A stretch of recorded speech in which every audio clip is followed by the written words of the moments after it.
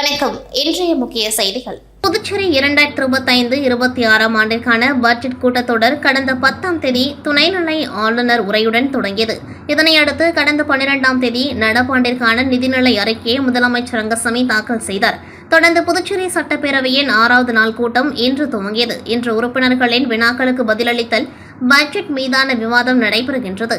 கூட்டத்தில் பேசிய முதலமைச்சர் ரங்கசாமி, வணிக நிறுவனங்களில் பெயர் பலகை இனி கட்டாயம் தமிழில் இருக்க வேண்டுமென முதலமைச்சர் ரங்கசாமி உத்தரவு பிறப்பித்துள்ளார். அதன்படி புதுச்சேரியில் உள்ள வணிக நிறுவனங்கள் கடைகளில் பெயர் பலகையை கட்டாயம் தமிழில் வைக்க வேண்டும். அதேபோல் அரசு அழைப்பிதழ்களில் தமிழ் கட்டாயம் இடம்பெற வேண்டும் என அவர் தெரிவித்துள்ளார். புதுச்சேரி சட்டப்பேரவையில் இன்று கேள்வி நேரத்தில் அரசின் இந்திரா காந்தி மருத்துவக் கல்லூரி மற்றும் ஆராய்ச்சி நிறுவனத்தில் புதிதாக 266 செவிலியர்களை நியமிக்க அரசு நடவடிக்கை எடுத்துள்ளது. கூடுதலாக 300 ஊழியர்களை நியமிக்க அரசு திட்டம் அரசிடம் உள்ளது. அதே நேரத்தில் அவுட் சோர்சிங் கொடுக்கலாமா என அரசு யோசித்து வருவதாகவும், காரைக்கால் திருநள்ளாறில் அரசு மருத்துவக் கல்லூரி துவங்க மத்திய அரசின் அனுமதியை கேட்டுள்ளோம் என்றும் முதலமைச்சர் ரங்கசாமி தெரிவித்தார். புதுச்சேரியில் அமைப்புசாரா தொழிலாளர்களுக்கு நல வாரியம் அமைக்க வலியுறுத்தியும் ஆட்டோ ஆன்லைன் செயலியை அரசு உடனடியாக உருவாக்க வேண்டும். அரசு அனுமதி பெறாமல் இயங்கும் இருசக்கர வாகனங்களை வாடகை விடுவோர் மீது நடவடிக்கை எடுக்க கோரி CITU ஆட்டோ தொழிற்சங்கம் சார்பில் ஒருநாள் ஆட்டோ வேலைநிறுத்த போராட்டம் நடைபெற்றது. அதன் ஒரு பகுதியாக காமராஜர் சிலை அருகே இருந்து சட்டமன்றம் நோக்கி ஆட்டோ பேரணி துவங்கியது. 100க்கும் மேற்பட்ட ஆட்டோ தொழிலாளர்கள் ஆட்டோக்களுடன் சட்டமன்றத்தை முற்றுகையிட நேரு வீதி, மிஷன் வீதி வழியாக வந்தபோது சட்டப்பேரவை அருகே போலீசார் தடுப்புகள் அமைத்து தடுத்து நிறுத்தினர். இதனால் தொடர்ந்து பல்வேறு கோரிக்கைகளை வலியுறுத்தி அரசை கண்டித்து ஆட்டோ தொழிலாளர்கள் கோஷங்களை எழுப்பினர்.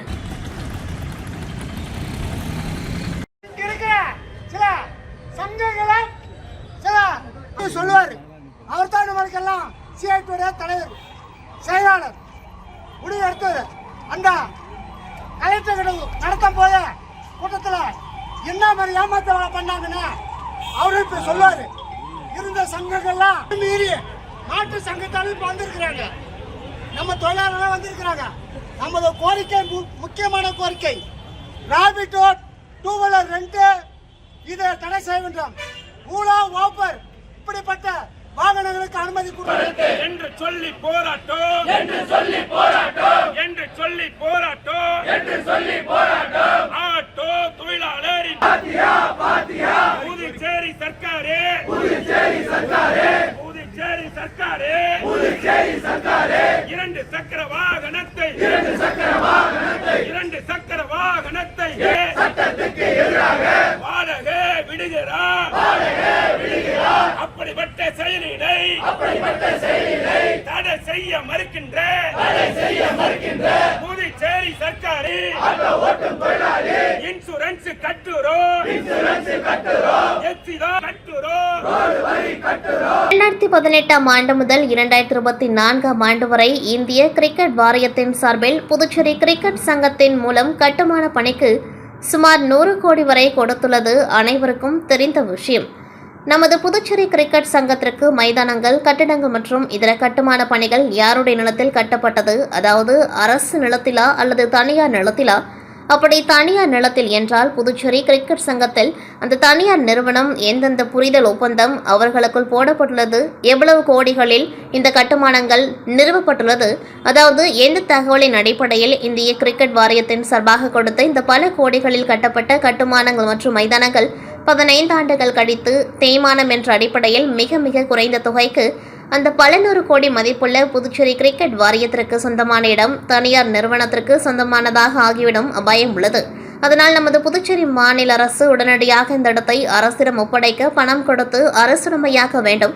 இதன் மூலமாக இந்திய கிரிக்கெட் வாரியம் பணத்தில் அமைத்திருக்கும் அனைத்து கட்டுமானங்கள் அனைத்தும் புதுச்சேரி அரசு கட்டுப்பாட்டில் வந்துவிடும். மேலும் உச்சநீதிமன்றம் லோதா கமிட்டியின் பரிந்துரையின் மேல் கொடுத்திருக்கும் அங்கீகாரம் புதுச்சேரி கிரிக்கெட் வளர்ச்சிக்கு மட்டுமே.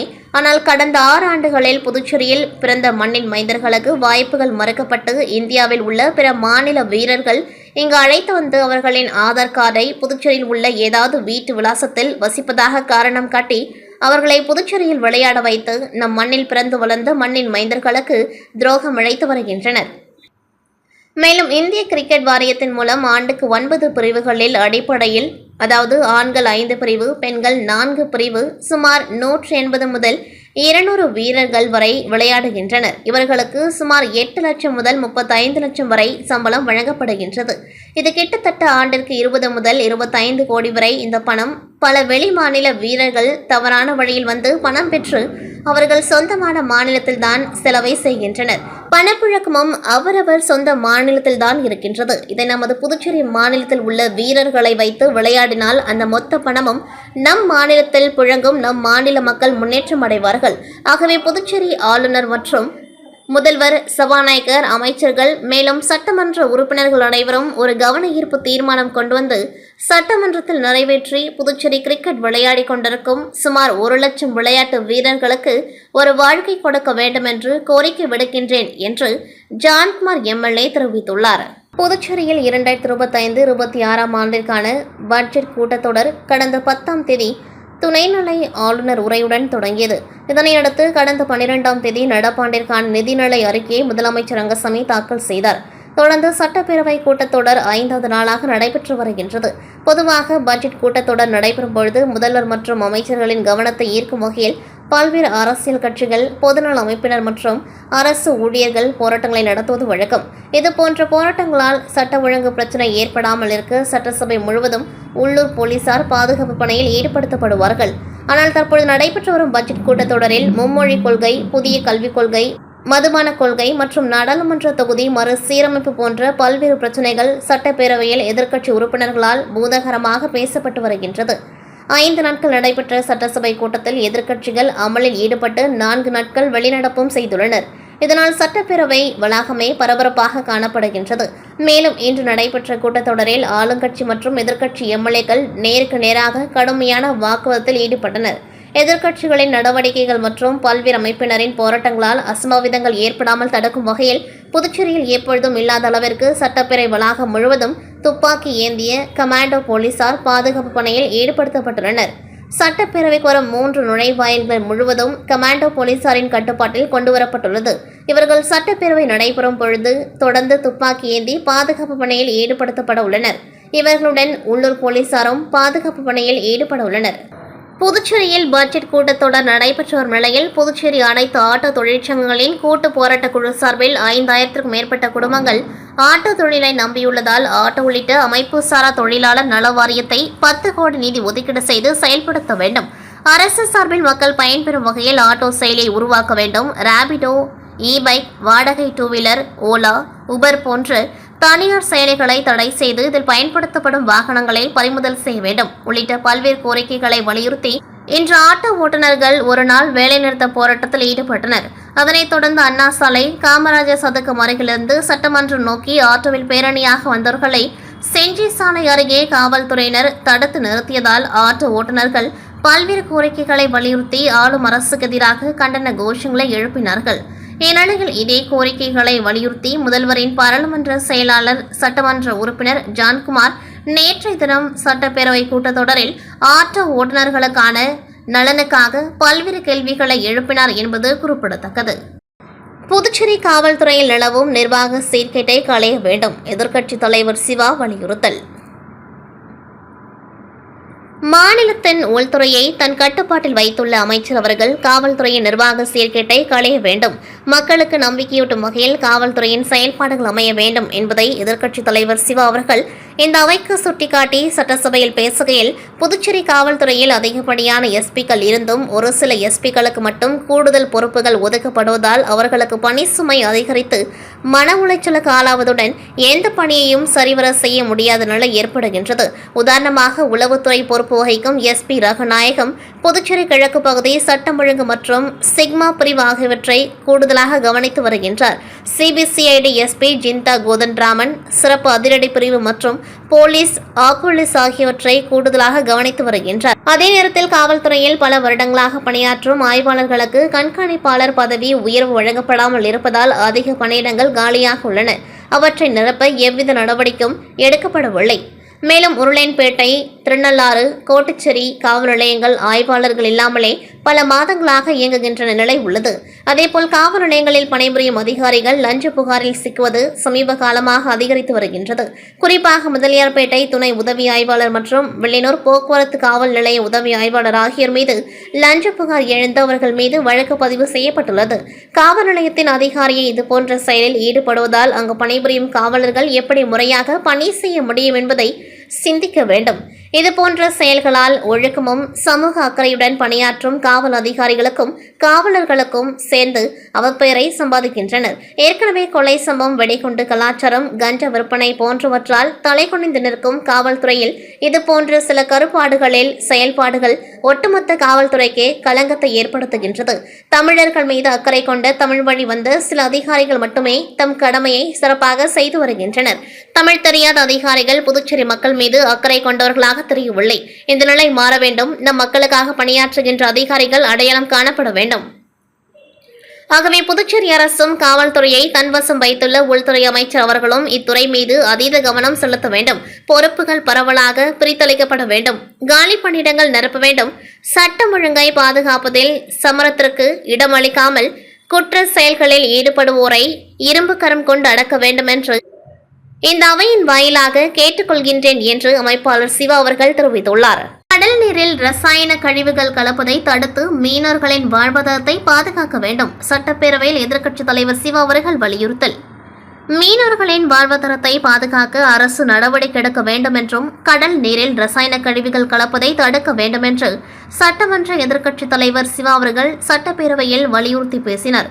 புதுச்சேரி சட்டப்பேரவையில் இன்றைய கேள்வி நேரத்தில் கடல் அரிப்பிலிருந்து மீனவ கிராமங்களை பாதுகாக்க தூண்டில் முள்வளைவு அமைக்கப்படும் என்றும் 10 மீனவ கிராமங்களில் செயற்கை பாறை திட்டுக்கள் அமைக்கப்படும் என்றும் கடந்த சட்டப்பேரவையில் அறிவித்ததின் தற்பொழுதைய நிலை என்ன என்று எதிர்க்கட்சித் தலைவர் சிவா அவர்கள் கேள்வி எழுப்பினார்.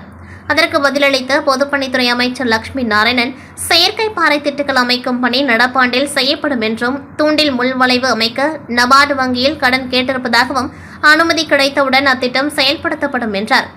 அதற்கு எதிர்க்கட்சித் தலைவர் சிவா அவர்கள், மீனவ கிராமங்களில் செயற்கை பாறை திட்டுக்கள் அமைக்கும் பொழுது தகுந்த ஆய்வு செய்து அமைக்க வேண்டும். இதற்காக அரசு அதிக அளவில் நிதி ஒதுக்கி செலவிட வேண்டும். காலாப்பட்டில் இயங்கும் 2 ரசாயன தொழிற்சாலைகளில் வெளியேறும் கழிவுகள் கடலில் கலப்பதாகவும், இதனால் கடல் நீர் மாசுபடுவதாக மீனவ இளைஞர்கள் கடல் நீரின் தன்மையை சமூக வலைதளத்தில் வெளியிட்டு குற்றம் சாட்டுகின்றனர். ஆகவே இதுகுறித்து புதுச்சேரி அரசு 2 தொழிற்சாலைகளையும் முழுமையாக ஆய்வுக்கு உட்படுத்தப்பட வேண்டும். மீனவர்களின் வாழ்வாதாரத்திற்கான தகுந்த பாதுகாப்பை உறுதிப்படுத்த வேண்டும் என்று வலியுறுத்தினார்.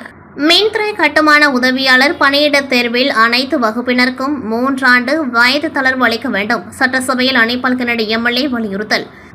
மின்துறையில் அரசால் அறிவிக்கப்பட்ட கட்டுமான உதவியாளர் பணியிடங்களுக்கு அனைத்து வகுப்பினருக்கும் 3 ஆண்டு வயது தளர்வு அளிக்க வேண்டும் என்று சட்டசபையில் அனிபால் கென்னடி எம்எல்ஏ வலியுறுத்தி பேசியதாவது, புதுச்சேரி அரசு நேற்று முன்தினம் மின்துறை கண்காணிப்பு பொறியாளர் சார்பில் ஒரு அறிவிக்கை அளிக்கப்பட்டுள்ளது. அந்த குறிப்பில் மின்துறைக்காக கன்ஸ்ட்ரக்ஷன் ஹெல்பர் எனப்படும் கட்டுமான உதவியாளர் பணியிடங்களை நிரப்புவதற்காக வெளியிடப்பட்டுள்ளது. இதில் அதிகபட்ச வயது வரம்பு 32 நிர்ணயிக்கப்பட்டுள்ளது.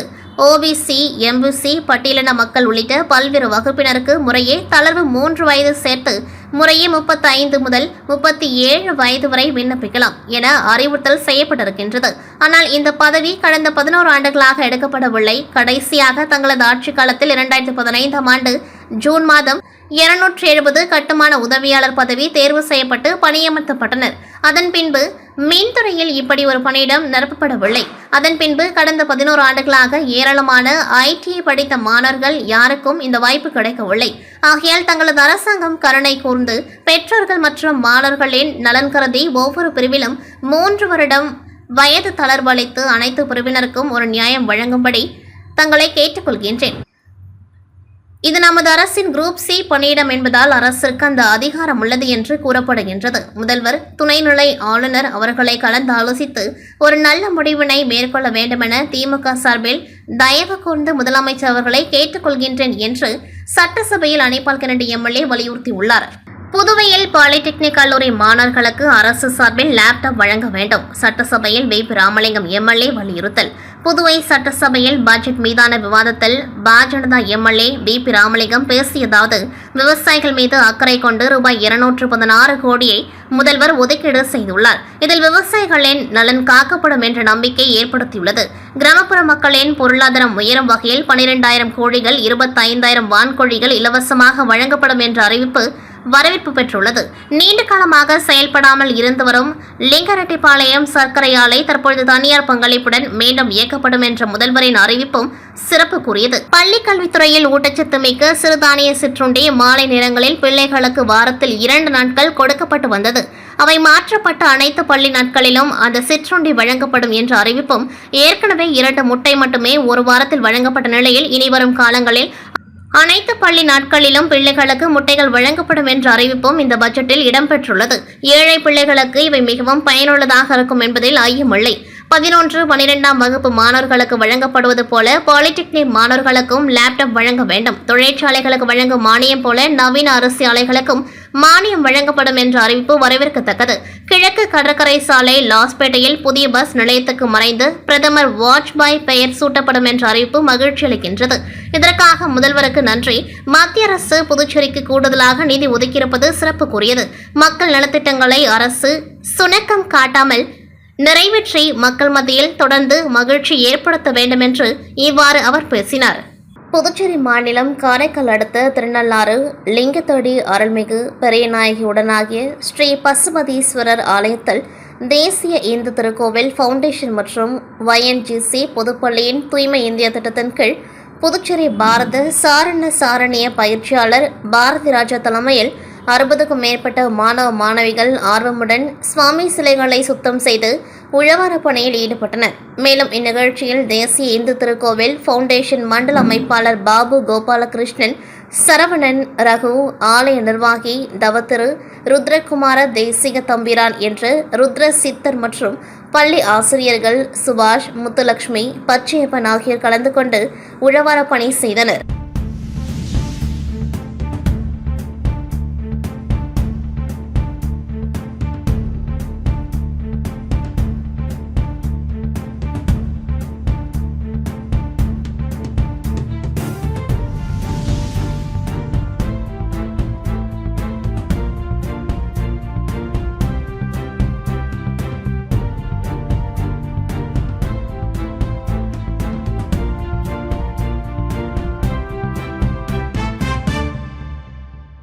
ஸ்மார்ட் குரு ஆப் மாபெரும் அறிமுக விழா. புதுச்சேரியின் ஸ்ரீ மணக்க விநாயகர் பொறியியல் கல்லூரியின் வெள்ளி விழாவை முன்னிட்டு மாணவர்கள் உருவாக்கிய ஸ்மார்ட் குரு செயலியின் மாபெரும் அறிமுக விழா கல்லூரியின் அரங்கத்தில் வெகு சிறப்பாக இன்று நடைபெற்றது. மேம்பட்ட புதுமையான கண்ணோட்டத்துடன் உருவாக்கப்பட்ட ஸ்மார்ட் குரு ஆப் பள்ளி மாணவர்களின் கல்வி மற்றும் மார்க் டெஸ்ட் தயார் நிலை தேவைகளை பூர்த்தி செய்யும் வகையில் வடிவமைக்கப்பட்ட ஒரு அசாதாரண டிஜிட்டல் தீர்வாக திகழ்கின்றது. இந்த புதுமையான பிளாட்ஃபார்ம் மாணவர்களின் பாடங்களை எளிதில் புரிந்து கொள்ள செய்வதுடன் அவர்களின் தேர்வு தயார்நிலை மற்றும் செயல்திறனை குறிப்பிடத்தக்க அளவில் மேம்படுத்துகின்றது. இந்த புரட்சிகரமான ஸ்மார்ட் குரு ஆப் SMVECயின் computer science and engineering and business system துறையை சேர்ந்த 3ஆம் ஆண்டு பயிலும் மாணவர் ஸ்ரீவட்சன் மற்றும் 2ஆம் ஆண்டு பயிலும் மாணவர் ஜுவேஷ் ஆகியோரால் மிகுந்த ஆர்வத்துடன் உருவாக்கப்பட்டது. அவர்கள் மேற்கொண்ட இந்த முன்னோடியான முயற்சி மாணவர்கள் தொழில்நுட்ப முன்னேற்றங்களை முன்னின்று கொண்டு செல்லக்கூடிய அளவற்ற திறனை எடுத்துக்காட்டுகின்றது. இயக்குனர் மற்றும் முனைவர் VSK வெங்கடாச்சலபதி அவர்களின் வரவேற்புரையுடன் நிகழ்ச்சி தொடங்கப்பட்டது. புதுச்சேரி மற்றும் சுற்றுவட்டார பகுதிகளில் உள்ள பல்வேறு பள்ளிகளில் இருந்து வந்திருந்த மாணவர்கள், ஆசிரியர்கள் மற்றும் விருந்தினர்களை வரவேற்றார். இந்நிகழ்ச்சியில் CSEBS துறை தலைவர் முனைவர் தனபாக்கியம் அவர்கள் ஸ்மார்ட் குரு ஆப்பின் செயல் விளக்கம் பற்றி எடுத்துரைத்தார். கல்லூரியின் தலைவர் மற்றும் மேலாண் இயக்குனர் தனசேகரன் அவர்கள் இவ்விழாவின் சிறப்பு விருந்தினராக கலந்து கொண்டு ஸ்மார்ட் குரு ஆப்பை அறிமுகப்படுத்தினர். தனது உரையில் இந்த முன்னோடியான செயலியை கருத்தாக்கி உருவாக்குவதில் மாணவர்கள் வெளிப்படுத்திய மிக சிறப்பான உழைப்பையும் புதுமை திறனையும் அவர் புகழ்ந்து கூறினார். ஸ்மார்ட் குரு ஆப்பின் உருவாக்கத்திலும் முழுமைப்படுத்தலிலும் மற்றும் வழிகாட்டுதலிலும் பொருளாளர் ஸ்ரீ ராஜராஜன் அவர்கள் முக்கிய பங்காற்றினர். CSE BS துறை தலைவர் முனைவர் தனபாக்கியம் மாணவர்களை ஊக்கப்படுத்தி ஸ்மார்ட் குரு ஆப்பின் உருவகத்தில் பங்காற்றினார். இவ்விழாவில் தலைவர் மற்றும் மேலாண் இயக்குநர் தனசேகரன், பொருளாளர் ராஜராஜன், இணை செயலாளர் வேலாயுதம், அறங்காவலர் உறுப்பினர்களான மருத்துவர் நிலா பிரியதர்ஷினி மற்றும் மருத்துவர் வைஷ்ணவி ராஜராஜன், இயக்குநர் மற்றும் முதல்வர் முனைவர் வெங்கடாச்சலபதி, CSE BS துறை தலைவர் முனைவர் தனபாக்கியம், அனைத்து டீன்கள் மற்றும் துறை தலைவர்கள் மாணவர்களின் சாதனையை ஒருமித்தமாக பாராட்டினர். தலைவர் மற்றும் மேலாண் இயக்குநர் தனசேகரன் அவர்கள் மாணவ புதுமையாளர்களின் அபாரமான பங்களிப்பை நினைவு கூர்ந்து கௌரவிக்கும் பொருட்டு அவர்களுக்கு நினைவு சின்னமும் மற்றும் காசோலையையும் பரிசாக வழங்கினார். மாணவர்கள் முன்னெடுக்கும் புதுமைகளை ஊக்குவிக்கும் முயற்சியில் இந்த நிகழ்வு தொழில்நுட்ப கல்வித்துறையில் ஒரு முக்கிய திருப்பமான நிகழ்வாக அமைந்தது. ஸ்மார்ட் குரு ஆப் பொதுமக்களுக்கு விரைவில் அறிமுகமாக உள்ளது. அதன் மூலம் பள்ளி மாணவர்கள் இதனை பரவலாக அணுக முடியும். மேலும் இது டிஜிட்டல் கற்றல் அனுபவங்களில் ஒரு புதிய புரட்சியையும் ஏற்படுத்தும். நிறைவாக முனைவர் மதுசூதனன், துறை தலைவர் AI மற்றும் DS நன்றியுரை வழங்கினார். அரியங்குப்பம் BCP நகர் 3வது குறுக்கு வீதியை சேர்ந்தவர் ராஜேஷ். பிளம்பர் வேலை செய்து வருகின்றார். அவரது மனைவி கமலி, இவர்களுக்கு ஒரு மகனும் ஒரு மகளும் உள்ளனர். இந்நிலையில் ராஜேஷின் தாயார் உடல்நிலை பாதிக்கப்பட்டு புதுச்சேரி அரசு மருத்துவமனையில் சிகிச்சை பெற்று வருகின்றார். அவரை கவனித்துக் கொள்ள கமலி மருத்துவமனைக்கு சென்றார். நேற்று மாலை ராஜேஷும் மருத்துவமனைக்கு சென்ற நிலையில் வீட்டில் குழந்தைகள் 2 பேர் மட்டும் தனியாக இருந்தனர். அப்பொழுது வீட்டின் ஒரு பகுதியில் திடீரென தீப்பிடித்தது. இதனால் அதிர்ச்சி அடைந்த 2 பேரும் வீட்டை விட்டு வெளியே ஓடி வந்தனர். அக்கம் பக்கத்தினர் ஓடி வந்து தீயை அணைக்க முயன்றனர். காற்றின் வேகம் அதிகமாக இருந்ததால் தீயை அணைக்க முடியவில்லை. இதுகுறித்து புதுச்சேரி தீயணைப்பு துறையினருக்கு தகவல் கொடுக்கப்பட்டது. சம்பவ இடத்திற்கு விரைந்து வந்து அவர்கள் தண்ணீரை பீச்சடித்து தீயை அணைத்தனர். இருப்பினும் வீட்டிலிருந்து கட்டில், பீரோ உள்ளிட்ட அனைத்து பொருட்களும் எரிந்து நாசமானது. மின் கசிவு காரணமாக தீ விபத்து ஏற்பட்டதா அல்லது வேறு ஏதேனும் காரணமா என்பது குறித்து அரியங்குப்பம் போலீசார் வழக்கு பதிவு செய்து விசாரணை நடத்தி வருகின்றனர். இதற்கிடையே தீ விபத்தில் பாதிக்கப்பட்ட குடிசையை அதிமுக மாநில கழக பொருளாளர் ரவி பாண்டுரங்கன் நேரில் பார்வையிட்டு குடும்பத்தினருக்கு ஆறுதல் கூறி பண உதவி மற்றும் பொருள் உதவி நிவாரணம் வழங்கினார். அருகில் தொகுதி செயலாளர் ராஜா மற்றும் அவைத்தலைவர் ராஜேந்திரன், வார்டு செயலாளர் பாலு, ஜெயக்குமார் மற்றும் அஜித்குமார், முத்தலிங்கம், கணபதி, பரமசிவம், காத்தவராயன் மற்றும் தொகுதி கழக நிர்வாகிகள் பலர் உடன் இருந்தனர். புதுச்சேரி முதலியார்பேட்டை உழந்தை கீரபாளையம் அரசு நடுநிலைப் பள்ளியில் 2024-25 கல்வியாண்டின் ஆண்டு விழா, விளையாட்டு விழா மற்றும் முன் மழலையர் வகுப்பிற்கான பட்டமளிப்பு விழா ஆகிய முப்பெரும் விழா இன்று பள்ளியில் சிறப்பாக நடைபெற்றது. பள்ளியின் தலைமை ஆசிரியர் குணசேகரன் விழாவிற்கு தலைமை தங்கினார். சிறப்பு விருந்தினர்களாக துணை இயக்குநர் சிவராமரெட்டி, பள்ளியின் மேலாண்மை குழு தலைவர் தணிகாசலம் ஆகியோர் கலந்து கொண்டு கல்வியில் சிறந்த மாணவர்களுக்கும் பல்வேறு விளையாட்டுப் போட்டிகளில் வெற்றி பெற்ற மாணவர்களுக்கும் பரிசுகள் வழங்கி வாழ்த்தினார்கள். விழாவின் இறுதியாக மாணவர்களின் கலை நிகழ்ச்சிகள் நடைபெற்றது. விழாவில் பெற்றோர்களும் ஊர் பொதுமக்களும் திரளாக கலந்து கொண்டார்கள். விழாவிற்கான ஏற்பாடுகளை பள்ளியின் ஆசிரியர்களும் அலுவலக ஊழியர்களும் சிறப்பாக செய்தனர்.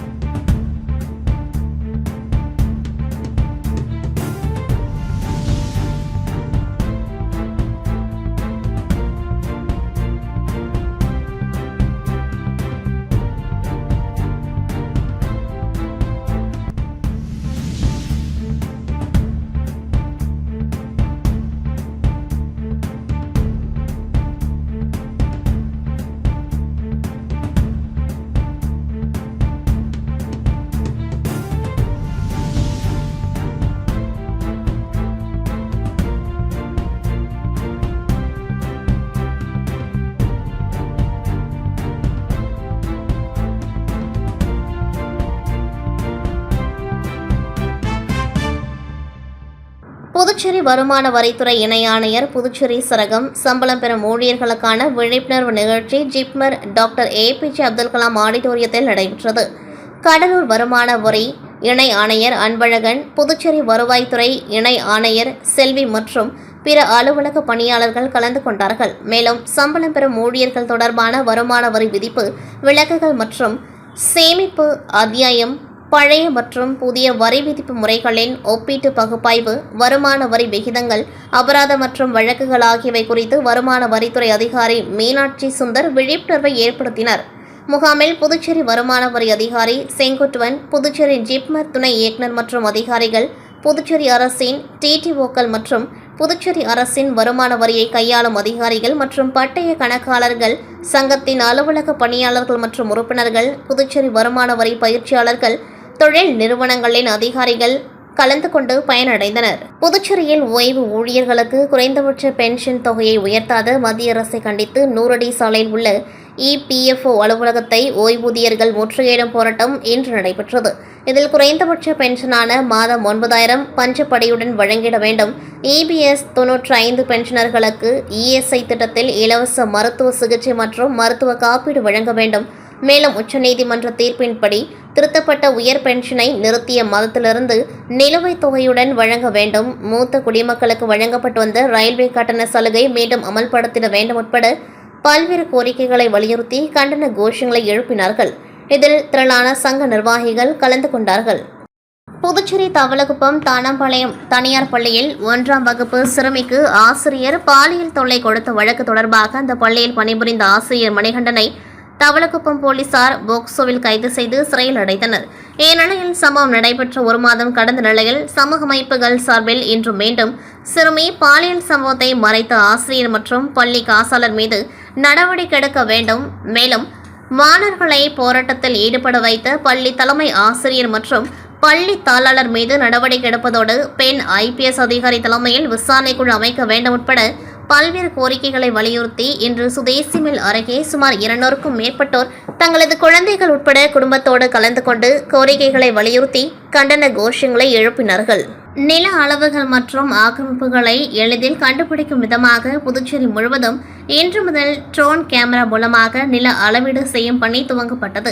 மத்திய அரசின் நக்ஷா திட்டத்தின் கீழ் புதுச்சேரி மாநிலம் முழுவதும் ட்ரோன் கேமரா மூலமாக நில அளவீடு செய்யும் பணி வட்டாட்சியர் பிருத்விராஜ் தலைமையில் இன்று முருங்கப்பாக்கம் பகுதியில் நடைபெற்றது.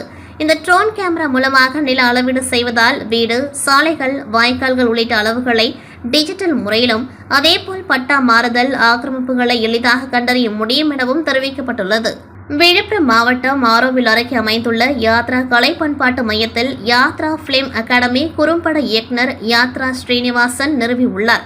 இதன் துவக்க விழா இன்று யாத்ரா கலை பண்பாட்டு மையத்தில் நடைபெற்றது. இதில் சிறப்பு விருந்தினராக இயக்குனர் சிம்பு தேவன் மற்றும் புதுச்சேரி சுற்றுலாத்துறை அமைச்சர் லட்சுமி நாராயணன் உள்ளிட்டோர் கலந்து கொண்டு குத்துவிளக்கேற்றி துவக்கி வைத்தனர். இந்த விழாவிற்கு புதுச்சேரி பல்கலைக்கழகத்தை சார்ந்த பேராசிரியர்கள் மற்றும் பல்வேறு குறும்பட இயக்குநர்கள் உள்ளிட்ட ஏராளமானோர் கலந்து கொண்டார்கள். விழாவிற்கான ஏற்பாடுகளை யாத்ரா கலை பண்பாட்டு மைய நிர்வாகிகள் செய்திருந்தனர். இத்துடன் செய்திகள் நிறைவடைகின்றது. நன்றி, வணக்கம்.